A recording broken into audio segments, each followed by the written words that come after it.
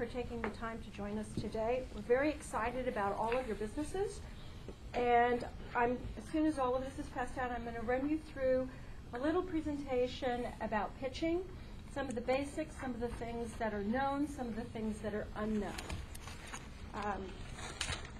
Give you a little bit of background for myself. I have a corporate sales background. I started my own company in 2005, and I worked with startup technology companies on preparing their pitch for venture capital.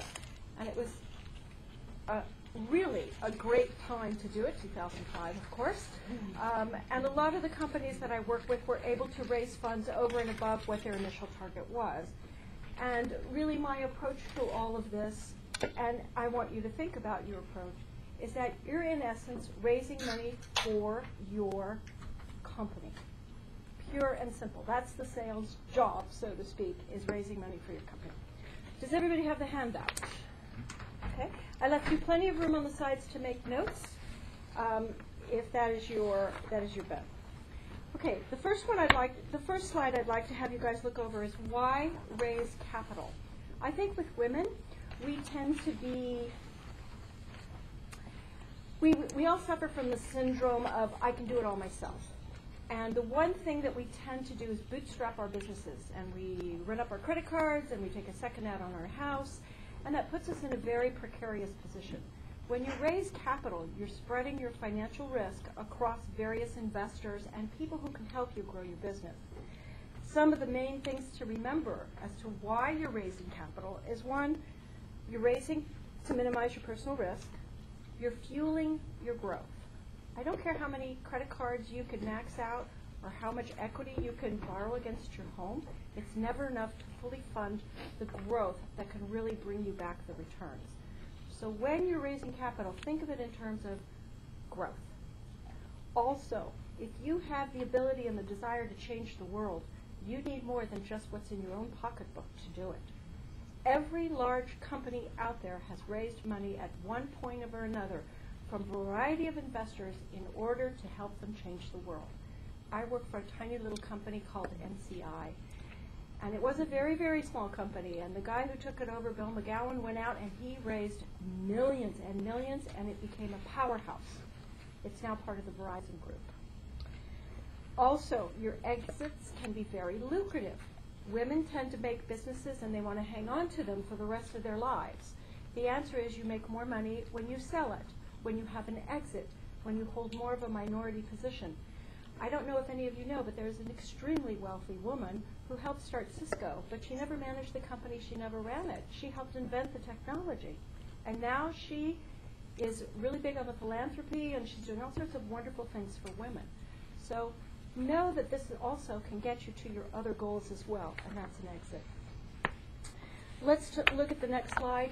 WOB stands for Women-Owned Businesses. As John mentioned in our meeting prior to, women-owned businesses, you're on the tipping point of a huge trend.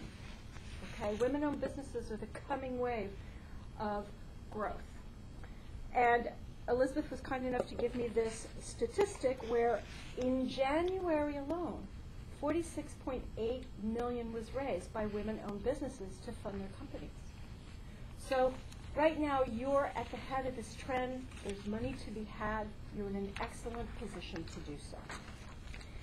The next one I want to show you and talk about some exits, because I think exiting our businesses is also very important. Deadline Hollywood was started by Nikki Fink. She was a reporter. A Hollywood reporter with a Hollywood reporter. Okay. She started Deadline Hollywood, where they put out news and tweets and whatever. It's all about Hollywood. She was approached and was purchased out by Google. Now she's still running her company, and she has a back-end deal if she makes certain numbers. So she's still running the company, but she already has $14 million in her pocket, and she's got more coming down the road. Daily Candy. How many of you subscribe to Daily Candy? I mean, like, is that to die for, right? Okay. Daily Candy, Comcast bought them for $125 million. And I just read recently that one of the founders has now started up a new startup. Huffington Post, we all know about Arianna Huffington. She sold her blog, basically, to Amazon for $135 million. Okay, and she started with venture capitalists. Let's talk about learning a new skill. This is one of my favorite quotes, delivered in one of my favorite movies by one of my most favorite actors. I mean, who doesn't like, if anything, just looking at George Clooney? All right? Yes, we can have eye candy, girls. All right, so this quote I use a lot to remind myself and also to work with my clients. And this is at the point where they're going to do something rather really risky when it comes to trying to save a group of people in the movie Three Kings. I don't know how many of you have seen it. And a young soldier comes to him and says, I don't know if I can do this. And George Clooney says, you're scared, right? The way this works is you do the thing you're most bleep of, and you get the courage after you do it, not before you do it. That's just the way it works. And I guarantee you that all of us had to learn how to do something at some point. We had some sense of fear. So you have to remind yourself you've gotten over fear of everything you've ever done in your life. So this is the same thing, just getting over the fear. And it comes with acquiring a skill set and confidence by practicing that skill set. And that's what we're here to do, is to help you with that. The next one is just a fun little cartoon I found that talks about the steps and the psychology and the emotions of doing something you never did before. And of course, on the bottom it says, I won't do it. And at the top it says, yes, I did. All right? Raising capital is not like jumping off a cliff. You know, it's just a conversation. I'd like to move over to investor motivators. There's lots of people with lots of money out there. And if you look at the interest rates, there isn't a really, the interest rates are very low. So a return on money through an interest-bearing investment is not very lucrative. So what you have is a lot of cash out there that needs to go somewhere, needs to fuel something that will give them back a return on their money. And investors are looking for that a lot. If I give my money to you, what am I going to get back that's higher than what I could get in another investment tool? So keep that in mind. Investors are looking to park their money in growth companies. The next is, you're going to find that most venture capitalists, angels, private investors have a real desire to help you, not control you. Big difference. They want to come, they want to share their knowledge, they want to share their resources, they want to share their advice, and they want to not only help the company grow, but most of them really do enjoy watching people grow. So know that there's a lot of investors out there who are out to do well, do good with their dollars. So it's not something to be cautious of, oh my God, if I invite them in, they're going to take over my company. It's, oh my God, they're going to help me make my company successful. So you really want to have that mindset with them. And then last but not least, of course, it's the bragging rights. Everybody loves bragging rights. Oh, I was in on that one. My husband's in the Hollywood business, and I can tell you, 9 times out of 10, if we go somewhere to a gathering and there's a big hit movie everybody's talking about, invariably somebody along the way says, oh, I was in on that before it was big. Everybody loves to take credit. All right, the next one is, what are investors looking for? We sent you a set of criteria as to what the elements had to be in your pitch. But also know, having worked with the Tech Coast Angels and been on their selection committee for the last 5 years for their Pitch to the Angels competition, I've noticed that there are 2 categories of what they look for. One is overt. Here's what they tell you. We want business metrics. We want, what does your business do? What problem are you solving? Et cetera, down the list. But then there's what I call the covert. It's not like they're going to tell you, but it's what they look for. And I want to go over this because I think it's important for you to know. Okay? First of all, on the covert, they look for good presentation skills. How do you talk about your business? How confident are you? How much do you believe in what you're doing? Because presentation skills are a necessary executive skill. And as an entrepreneur, you are an automatic executive. You have to display leadership and executive skills, and one of those is presentation. So they look for a strong presentation, and let me give you, I'll give you some examples in a minute. They want to see your passion and enthusiasm, not cheerleader enthusiasm, okay? Doesn't play, okay? But that deep passion for what you're doing, that deep enthusiasm, the fact that you're willing to give it your all. Let me give you an example. During our coaching sessions, we had one particular client come up, and he was brilliant. This guy was so smart. And on top of that, he had a great investable business. But he was as dry as they come. He'd stand there and go, well. And so we said, can you infuse some passion in it? And he says, no, I can't. I'm German. Okay, well, and you know what? They didn't pick him because they couldn't get a gauge on his passion and enthusiasm. He couldn't share it, all right? So you want to be passionate, you want to infuse that with enthusiasm, but, make it so we can see it without the cheerleader number. And I've seen the most brilliant women slip into that role. I mean, I just want to keep you aware of it. Coachable. This is really important.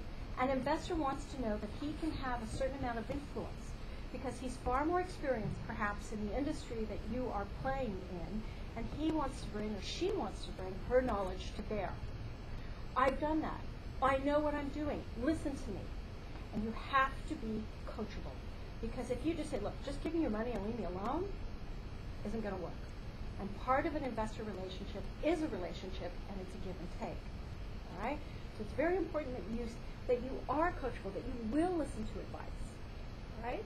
My favorite coach is Elizabeth, because we go back and forth all the time. Absolutely. And I learn from her. I'm coachable. She's coachable. Be coachable. All right?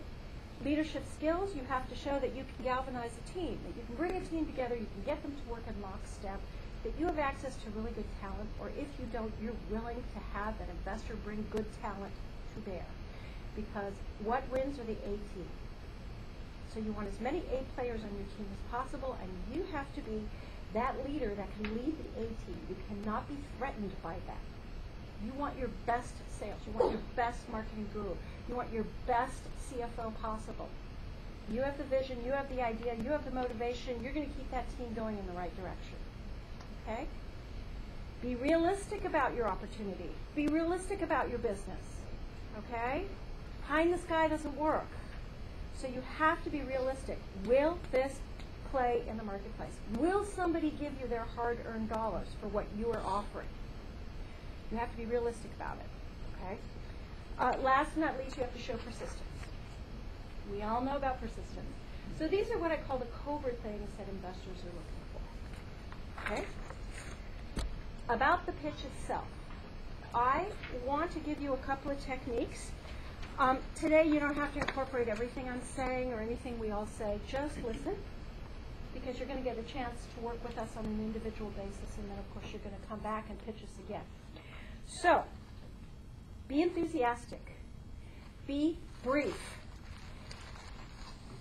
Gentlemen, exception to the gentleman, women talk with twice as many words and twice as fast as men. 9 times out of 10, you're going to be pitching to men. So you want to edit the amount of words you use. If they say, how'd you come up with this idea? Do not go back in time and say, well, the day I was born, my mother said that. We do that. We do that. Okay? How did you come up with the idea? I was having a problem with. That's how you answer it. I was having a problem with, and it was getting in the way of my life. So I invented this, and this is going to make everybody else's life easier. Okay? Don't give me the history. Know your topic inside out. Now, some of us are stronger in some areas than others. If you are not strong in a particular area during your pitching, not with us certainly, but with in other situations when you're one-on-one with investors, bring that person who has the expertise that you're weak in with you. If numbers are your weakness, bring your CFO/accounting person with you who can talk numbers.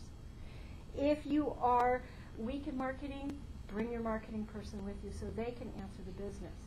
What you want them to demonstrate is that you know where everything is in your business. You know what's in every closet. You know where all the bodies are buried. You know where all the resources are. They want to know that you have a grasp on everything right now. They know that that's going to change over time. You know that's going to change over time. But at this stage, you want to know where everything is. You want to know it inside out. Speak at a measured pace.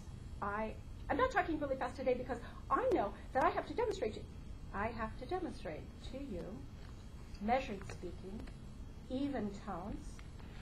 Women's voices tend to go really high. Hi! We get nervous, we go really high. If you want, you can get the right tonality of your voice by placing your hand on your chest. And as soon as you go up, you won't feel any vibrations. But as soon as you go down, you'll start to feel vibrations. And as soon as you start to feel the vibrations, that's the tonality where you want to stay. Men tend not to hear the higher tones, they hear the lower tones. Use gestures to emphasize your point. If you're selling drums, then you want to talk about a drum. But none of this flailing. Emphasize your point. The marketplace is, okay? But the marketplace is huge. The marketplace is. Breathe and pause.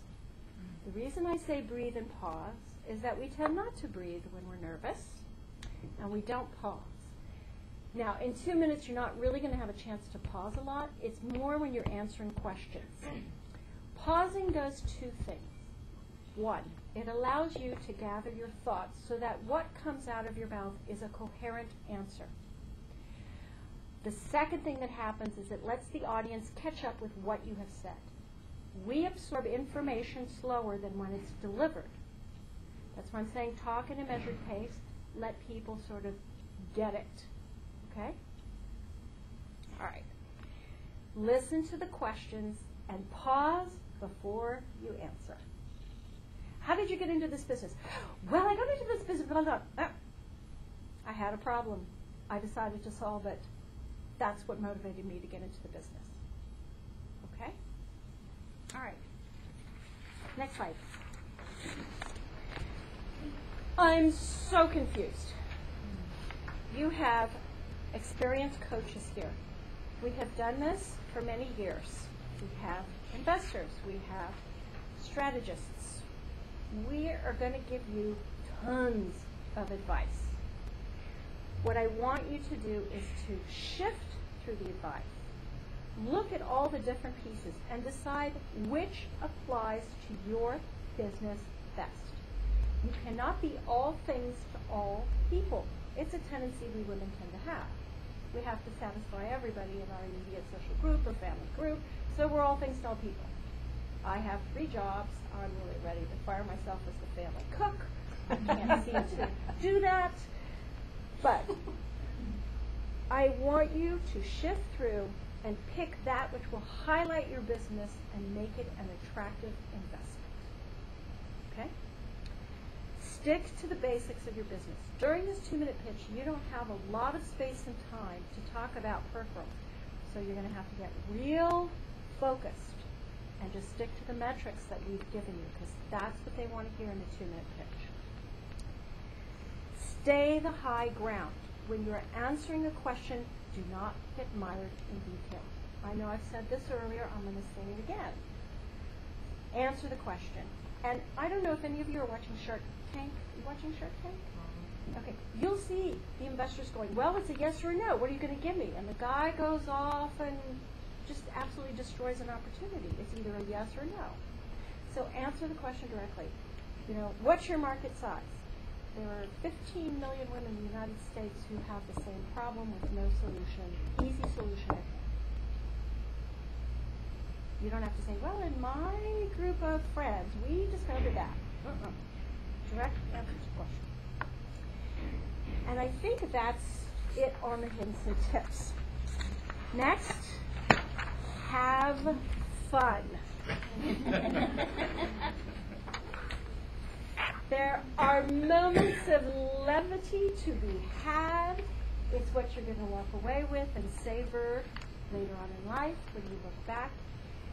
This is not death. Okay? This is not the end of your life. This is not the beginning of your life. This is a part of your life. It will keep you grounded to have fun. So, that being said,